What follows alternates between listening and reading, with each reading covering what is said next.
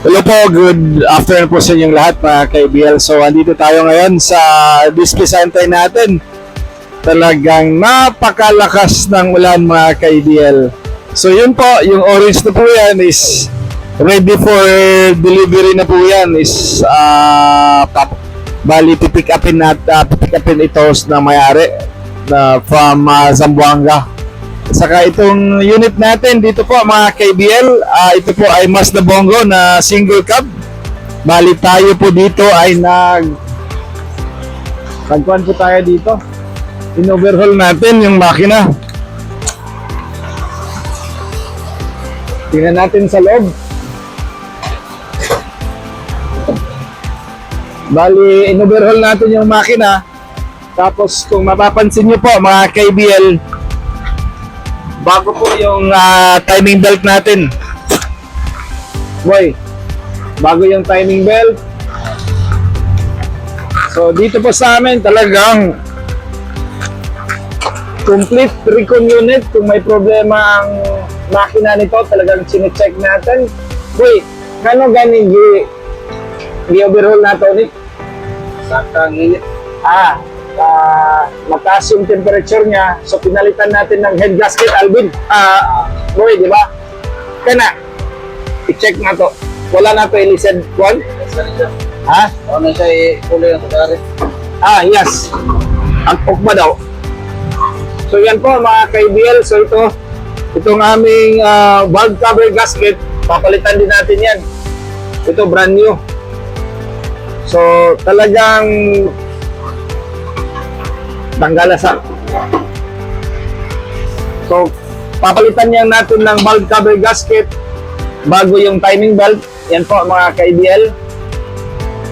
Tapos palitan natin yung valve cover gasket. So, bago na itong change oil, so pinalitan natin ng head gasket. Pinalitan natin ng convoy, ng piston ring, valve seal. Tapos nagpalit tayo ng piston ring. Pinalitan natin ng piston ring. So ito po ay R2 engine mga ka-ABL. So bali, may blow-by to ng konti. So hopefully ngayon wala nang blow-by. Pag na-check na natin to. So iti-test drive pa natin to. So yan po yung makina. So ito po ay Mazda Bongo R2 na 4x2. So, ilisansan na ito mga belt by. Ito, mga bago din yung mga belt natin. So, ito po, yung mga belt natin. So, brand natin is Bando Belt. So, talagang matitibay ito. So, yun po mga ka-ABL, dito po talaga sa amin, ito po yung sinasabi ko, na dito sa amin, pag bumili kayo, pag may nakita kaming may mali sa makina, talagang binubuksan namin yan, dinadown namin. Tapos ito, hindi na tayo nag-down ng engine nito kasi top overhaul lang tayo.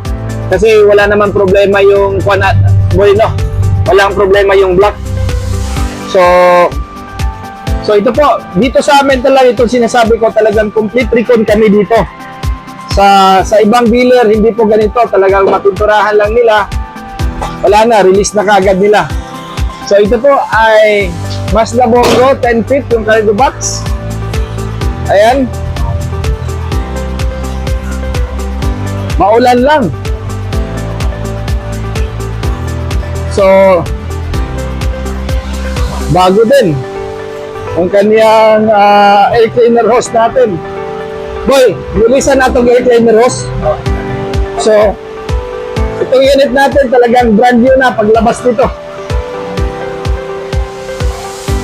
Napakaganda. So, ito ang sinasabi ko mga ka-ABL. Ang iba, sinasabi nila na hindi daw maganda pag nabuksan na ang makina. Hindi po. Kasi alam niyo po mga ka-ABL, yun po yung mga rason ng mga dealer na iba. Yun po parating alibay nila na hindi daw maganda pag mabuksan ng makina. Kasi mga gastos sila eh. Sa amin dito, priority namin is maganda yung makina, walang problema, at saka hindi magkakaproblema ang client natin ang may-ari. Kasi dito sa amin talagang tayo po ay may warranty. So bago din yung air cleaner niyan, yan yung air cleaner hose bago. Yan po. So sa lahat po ng nanonood sa amin, nagpa-follow sa aming mga vlog, I hope na ma-appreciate niyo po yung mga unit natin kasi ang priority talaga namin is yung makina at saka yung transmission. And of course, yung mga client namin. Yun po, iniisip namin na masiyahan po at saka masatisfied po yung mga client namin.